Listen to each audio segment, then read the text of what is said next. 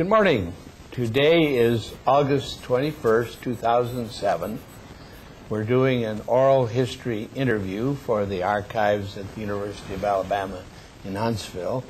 I'm Charles Lundquist. Our guest today is Mario Rheinfurth. Mario, it's delightful to have you here this morning. Thank you. Could you start out by telling us where you spent your youth, where you were educated, and how you got into the space program? Okay, I was born in Germany in 1929 and spent my youth in a small town because my father was a pastor. Went to the gymnasium, a high school, and then went to the university, Technische Hochschule in Darmstadt. They call it now university, and studied theoretical physics, and from 1948 till 54, and then went after I had finished my what they call a master's degree today, was assistant to a professor for a few months, and did some electron optics, and then I went to private industry as a patent engineer. Didn't like it. Liked the theory, not the working out of these patents, and so I went back to the university as an experimental physicist at the again at the Technische Hochschule in Darmstadt, in the pulp and paper industry, Institute of Pulp and Paper Manufacturing, and then a friend of mine told me about the paperclip program. And that was now you're talking 55, where I then interviewed a person, Mr. Meidlein, who came from Oberursel and interviewed me, and then he submitted my papers, and he had to do a background investigation, which took, a year and a half or so. And I had a friend of mine who actually told me about it, came over here and to ABMA, and submitted my resume to Dr. Geisler, and he gave it to Dr. Reisig, and he contacted me, and he said, yeah, I could use the guy, and so then they made me an offer in 1957, and I came over then in 1957 with ABMA, and worked with them till NASA was founded in 1960, in 1st of July maybe, and that's how you got it into the space program? Yes, it was actually more or less accidental, because just that friend of mine asked, where I was interested. I said, yeah, sure, I'd like to go to the United States. You got here in 57? 1957. What year, what month? That was the 10th of October. Okay. Yeah. So just after Sputnik 1? Right, Sputnik had just been launched. At the beginning of the space. Yes, sir, right. Actually, my date of entry was 1st of October. That's when I officially started with ABMA. Right, and then I worked in aeroballistics lab. Who was the director then? Dr. Geisler was it, yeah. And I stayed actually with the lab, except that they changed the names all the time. Then was Systems Dynamics finally. And then I retired in 1994 after, I was 65 years at that time, and they had buyouts, and so I left in 1994. Well, let's go back to when you first got to ABMA. What project did they assign you to work on? Well, first I worked Dr. Geisler in flight evaluation, but then my friend said, why don't you come over and work in flutter and vibration analysis with Philip Tetler was my supervisor for many years till he moved away. So I worked in flutter and vibration, and then in 1963 they offered me a job as branch chief in the control theory branch. And I worked there with, then we had liftoff, separation, emergency detection system, and some advanced control studies, automatic control and stuff. And then, of course, in '74 we had reorganization and all that, and finally ended up on the staff of the lab director, and I spent the rest of my career then. Who was that? Well, at that time, it was Dr. Lovingood.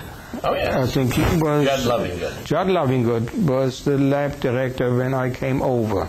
And then, of course, we changed. It was George Hobson, and then finally it was Jim Blair.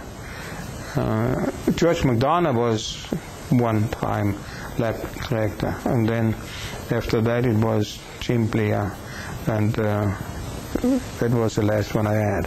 What sort of tasks did you do when you were on the director's staff?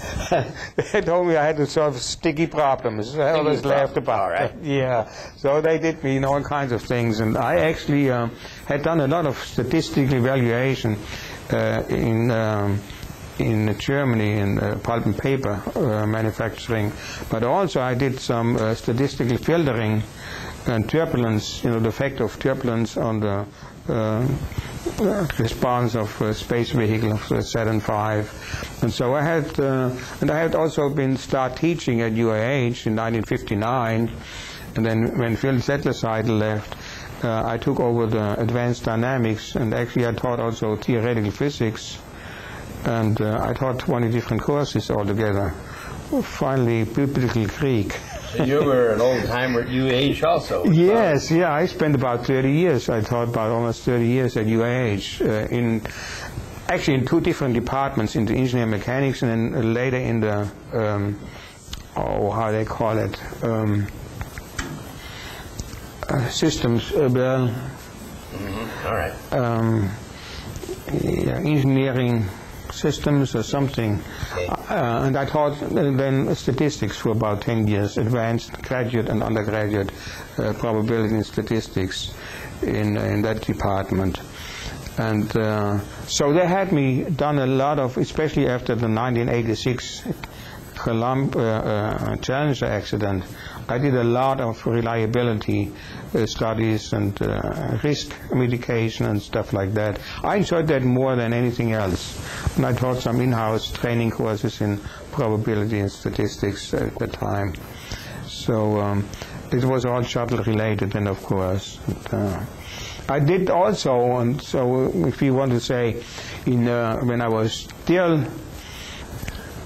already on the staff, essentially, of the lab, when Matt Siebel called me. That was somewhere the first or second week in July, and told me, Mario, there is a Italian professor, Dr. Colombo, he has some far-out idea about how you can use a tether, to get down, and they talked 100 kilometers and stuff.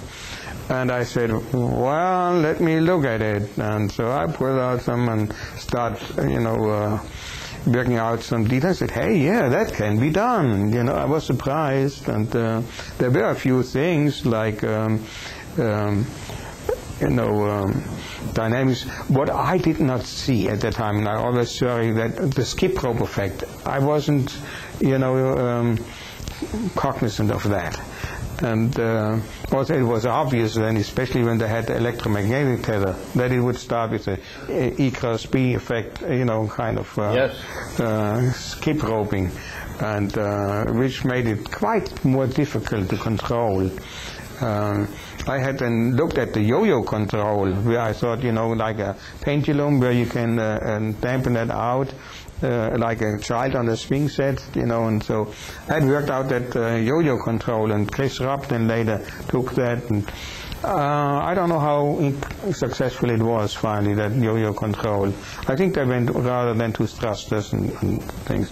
But then it was more, we wrote that original report, Baker et al. Remember that report? Yes. And Matt Siebel was instrumental in bringing together several people, and I did the dynamics chapter, and some did the aerodynamics, and so we did that first NASA report on the Tether satellite. But then I was never a person who liked to stick with one problem. I was like to branch out in different areas. And so I finally was only an observer in that satellite. We had several, of course, meetings with Dr. Colombo and Mario Crossi to work these things out, and so I enjoyed working with Dr. Colombo. Of course, it eventually became an international project. That's right, Italians. With the Italians. That's right, the Italians. Then we were very much involved in that. As I remember, the Italians did the payload, and the that's right, and we did. Was responsible we were, for the deployment mechanism. We gave it then to Martin Marietta rather than to Paul Brothers. I believe Paul Brothers would have been the better contractor in retrospect. But anyhow, then you're right. It was a joint project with the Italians. Did you stay involved during that? Yes, till about. On and off, Chuck. Not actively anymore after about 5 or 6 years. We started in 74, and so about 80 or so I kind of, was no longer that actively involved. We haven't had anybody talk much about the Tether Project. Maybe you could give us a little description of what the intent was and how it was done. Well, there were really two projects. One was going down 100 kilometers to go into the ignorosphere, they used to call it. It is an area where you cannot go with a balloon high enough, and satellites don't get low enough. So that was an area about where we wanted to do all kinds of measurements. I don't recall. We had several meetings, and I was surprised how many different projects they were looking at, what they would do in that ignorosphere, they called it. And then there was that other one going up, electrodynamic tether. But I think there was also electrodynamic tether going down. Yes, it was. Yeah. There was also an idea of using the tether for long wave communication with submarines. I remember that was a short kind of thing where we would pull it behind somewhat. And but anyhow, the major thing were one coming down 100 kilometers, which was quite ambitious, I would think. Especially making the tether was, seemed to me, making a 100 kilometer long tether, and then of course the other one going up, doing all kinds of. And then they had also some ideas of transferring payloads with the tether going up, and so that turned out was not as promising than we thought, and they actually don't do that anymore. I don't know whether they still pursue that. I don't believe they pursue it, but I think the reason may not be technical. It may be that the astronaut corps is so opposed. The astronauts never liked the tethers. They never did. They couldn't see it. They were afraid of getting entangled in them, and I think I don't blame them for that.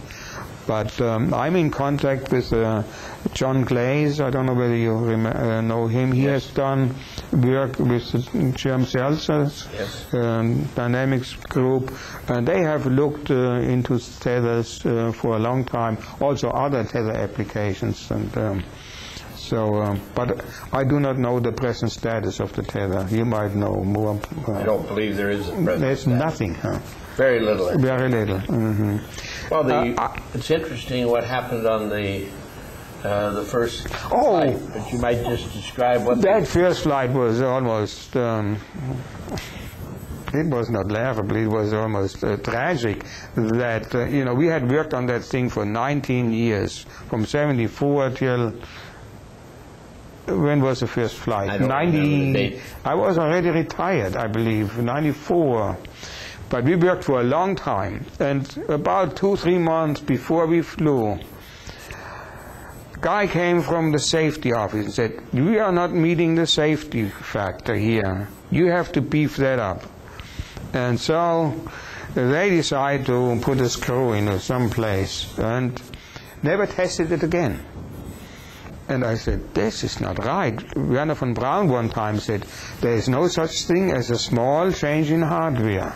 So they said, hey, it's just a screw, you know.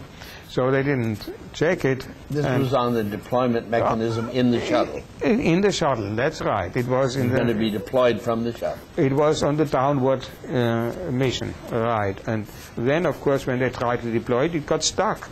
And how far did it get out?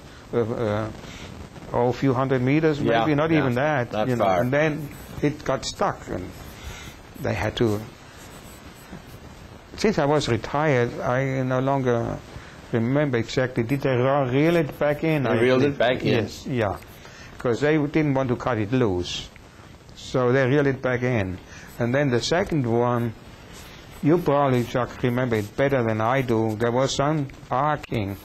You mentioned it to me the other day. Well, what happened? The cable, the tether cable, went through a grommet.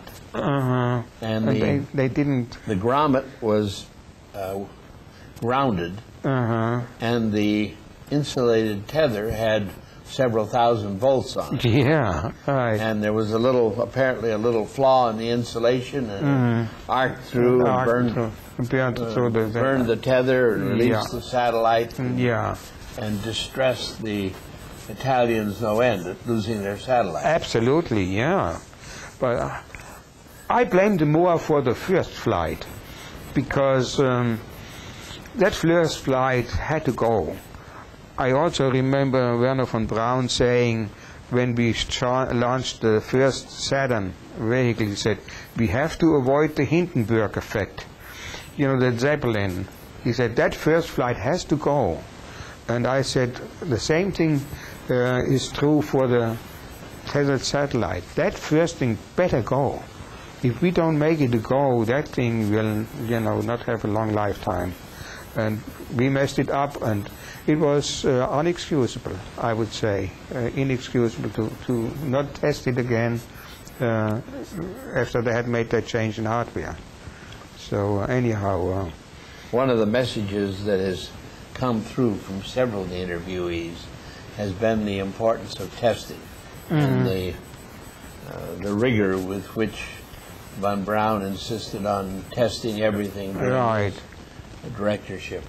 Right, that has been neglected, and I think is still probably somewhat not pursued to the degree we had it, because space is very unforgiving. You know, you don't want to make many mistakes up there, and but we had a lot of fun. I mean, we had a wonderful time. I couldn't think of a career which would have been any better than the one we had at NASA, and was absolutely very, very. Well, you worked under a number of center directors. Yes. Do you have any recollections of any of them that are interesting? Well, I had some meetings with Werner von Braun, because the Public Information Office called me at times. Mrs.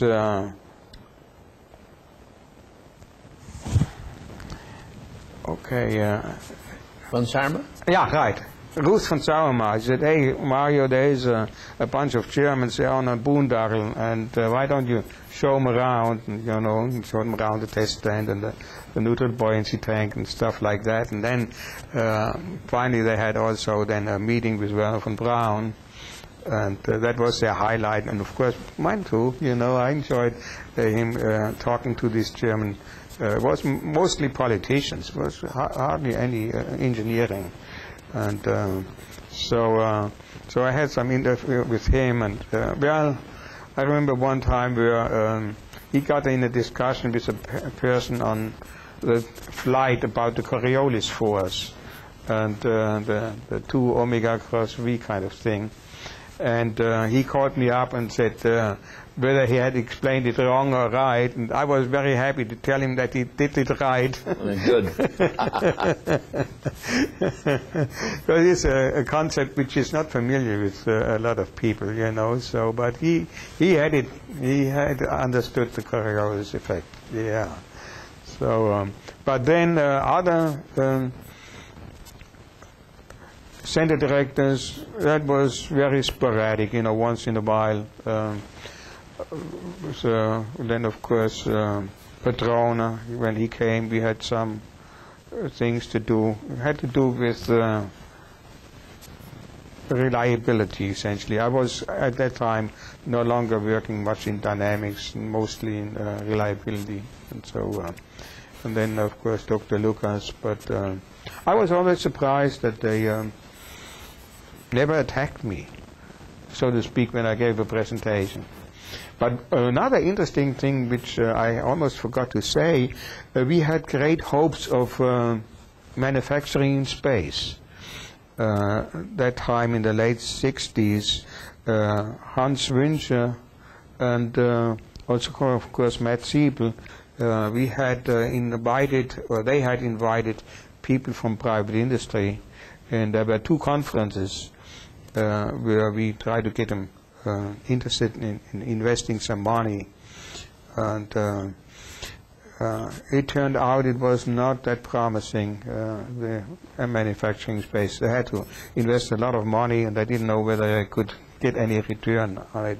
So, but there were two meetings with Dr. Werner von Braun, and it was kind of interesting thing, getting away from gravity, which seemed promising because we at that time always said, you know, the advancement of the vacuum technology, you know, the total, you know, lasers and the modern, you know, vacuum tubes and everything, removing vacuum, I mean, removing air seemed to be such a benign thing, change in the environment. But look what it opened up in technology. And we thought if you remove gravity and have the vacuum on top of it, that it really would be you know, opening up a lot of opportunities. And somehow it didn't work out. I don't know whether it didn't work out or the budget constraints. Right. The Russians did a lot of work. Well, the Europeans still Europeans, they had the drop tower in up in Hanover somewhere. Well, they're also doing things on the space station. Right. So what would you consider a highlight of your career at Marshall? The highlight? You were there, of course, during the lunar. Oh yeah. The other day. Be a highlight of some kind. Yeah. The other day somebody asked me, Monique asked me about the highlight. I said, when I got my citizenship, I jumped that high. That was my highlight. But you're right. I mean, the lunar landing was absolutely the highlight. Right? Yeah. I never forget that. The moon looked different after that one. Yeah, that was the target. We looked often at that target and said, that's the target. And that was the highlight, I would say. Yeah. Well, of the various calculations you did, or projects, or papers you did, which one satisfied you the most? What satisfied most was the redshift satellite experiment, because when it got across my desk, I said, wait a minute, they want to spin that along its long axis to several hours with a degree of 1 or 2 degrees and spinning about the long axis. I said, this won't work. We had already had a, Explorer 1 showed us Explorer 1, and then ATS 5, flipped over, after they had installed some heat exchangers around the circumference. But I said, we have to do something about it. And then we had a meeting with Dr. Speer, and I said, Dr. Speer, this won't work. He said, what's the probability of it not working? I said, I can't give you a probability, but I can tell you one thing, I wouldn't be surprised if he would flip over. So he accepted that rather than a number. And then it turned out it was not very difficult to move batteries further out to make it spinning about the maximum moment. Change the moments of inertia. That's right. We changed the moment of inertia by moving batteries out, further out, and then we could spin it about the maximum moment of inertia. I think that was a highlight. It was the first time where I thought I earned my money. Because, it saved the payload, I would say. Yes. It wouldn't have worked the other way. It would not have worked. No, not. And I had long discussions with my supervisor, who was a football fan. He said, well, we are spinning that football, we're throwing that football along axis. I said, but not a few hours. Yeah. It won't flip in a few seconds, but, well, I think you probably saved your project there. It could have been. That's what I felt, yeah, and that's what actually the most important thing I ever did. And another thing, I said my only visible contribution to the space flight, we work in mathematical theories and stuff. I said the only visible contribution is that we worked on liftoff and separation. On liftoff, we were concerned that the Saturn V would be blown into the tower through ground wind effect. So we put in a wind bias of about 2 or 3 degrees, so that when you look at the Saturn V getting out of the tower, it looks crooked, because we had that bias in to make it fly away from the tower. A lot of people think it's a distortion of the TV image, but it's really a tilting of the whole thing. And I have often, asked people. In fact, I was one time in Tennessee talking to a bunch of young school kids, about 10 years old. And I said, does anybody see something strange? And one said, yeah, that thing is crooked. I said, yeah, that's right.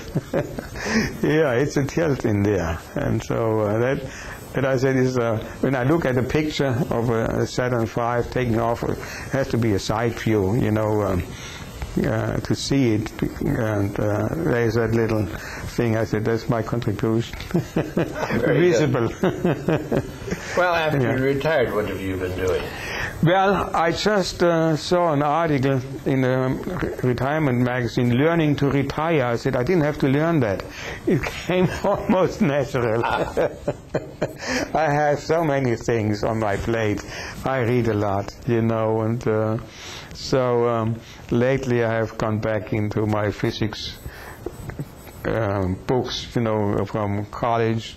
And I enjoy it much more now than I did when I was a young student. And I often thought I had thrown pearl before swine, because now, if I could go back and do it again, I would really appreciate it more in retrospect. But I haven't been bored, for sure. In fact, I think the day is too not long enough. I get only 4 or 5 hours sleep. I constantly have to do something.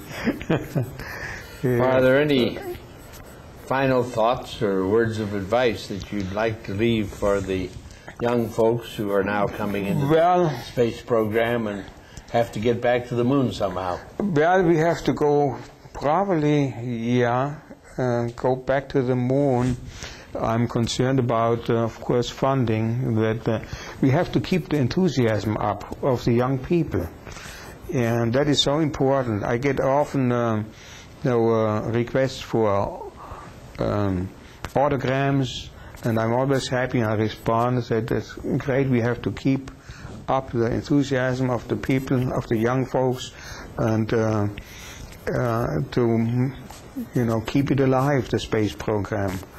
And in fact, it's coming down now today, doesn't it? Yes. I hope it survives.